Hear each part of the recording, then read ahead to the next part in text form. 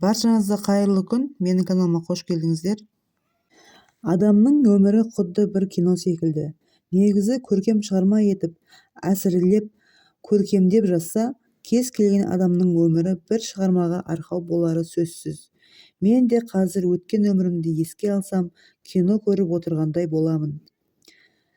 Содан бері 20 жылға жуық уақыт өтсе де, жан жарасы да, тән жарасы да ізім-ғайым жоғалып кетпеді. Бірде ғаламтордан жаныңды жеп іштей қинаған бір азабың болса, қағаз бетіне жазып шықсаң, жеңілдеп қаласың дегенді оқыған едім. Жеңілдедім бе, шынымды айтсам білмеймін. Сонымен айтарыма көшейін. Кеңестік кезең құлап тоқырау заманы келгенде, жұрттың бәрі күнкөріс қамымен жанталасып жүрген шақтар. Сол жылдары ауылда күнкөріс қиын болғандықтан, Алматыға келіп, вокзал маңынан сәл төмендеу жерде орналасқан 2 бөлмелі кішкене ғана үйді жалға алып тұрып жаттық. Ол кезде жас отбасымыз, күйеуім, мен, қызымыз үшеуміз ғана тұрамыз. Мен қызымды балабақшаға орналастырып, өзім де сонда жұмысқа кіріп алдым.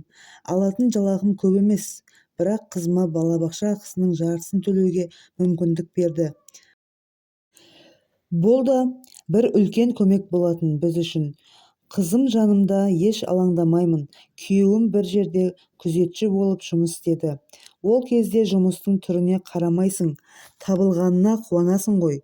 Солай Алматыдағы күндеріміз өтіп жатты. Бірде айтып келмей Шымкент жақта тұратын абысыным есікті ашып тұр. Ол кезде алдын ала хабарласып, ескертіп келетіндей әр адамның қолында ұялы телефон жоқ. Үй телефоны бар, бірақ біз жалдап тұрып жатқан үйде болмады. Солай аяқ астынан ауылдағы абысыным келгенде шошып кеттім. Сол күні күйеуім түнгі ауысымға жұмысқа кеткен еді. Сөйтсем абысынымның жай келмегені түсінікті болды. Негізі дәл сол заманда жайдан жай қыдырып келу деген жоқ болатын. Таңға дейін абысыным екеуміз сыр шертістік.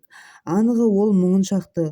Мен келін болып түскеннен кейін 1 жыл өтіп, атам артынша 6 ай өтіп енем қайтқан болатын. 2 келін бір үйдеміз. Қызым өмірге келді. Солай күнкөріс қиындап кеткен соң, біз өз күнімізді өзіміз көрейік деп Алматыға кетуге шешім қабылдаған едік. Сөйтіп, ауылдағы абысыным қалада бұлар жақсы өмір сүріп жатыр деп ойладым екен.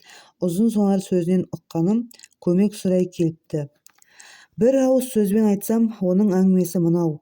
Күйеуім араққа салынып кетті. 5 баланы асырау мүмкін емес. Енді көмектеспесеңдер, қайыр тілеп кететін түріміз бар. Барлық туған туыс бізден бас тартты. Өйткені ол арағын қояр емес. Алайда күйеуім, егер Алматыдағы інім қол ұшын созса, арақты қойып адам боламын, жұмысқа тұрамын деп ант суын ішті. Шыны керек, аяп кеттім. Оларды емес, әрине, мына кең заманда тойып тамақ ішпей жүрген көршілері әкеп беретін бір тостақ макаронға қарап қалған шеттей балаларды ойлап бей-жай қала алмадым.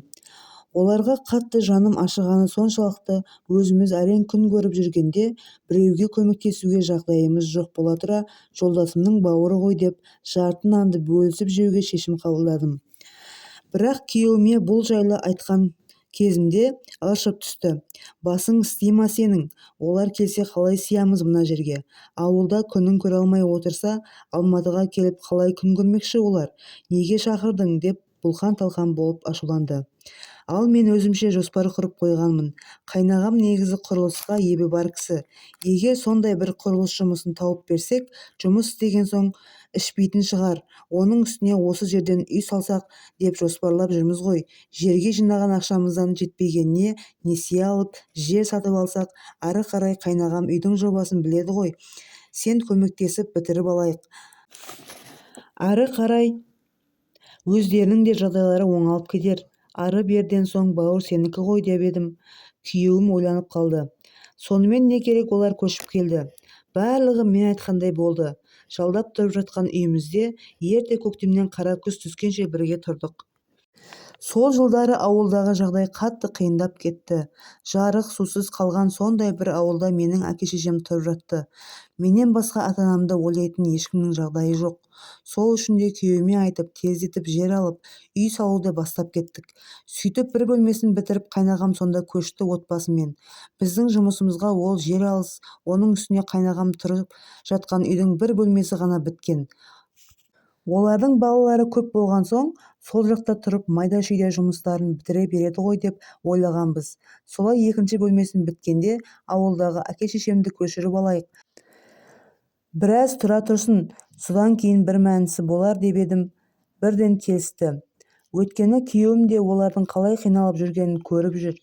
Мен де оның туған бауырының отбасына жанымды салып, жағдайымыз бұдан да мүшкіл кезде көмек берейік деп жанталасқанымды көрген соң, маған деген құрметі артқан болатын.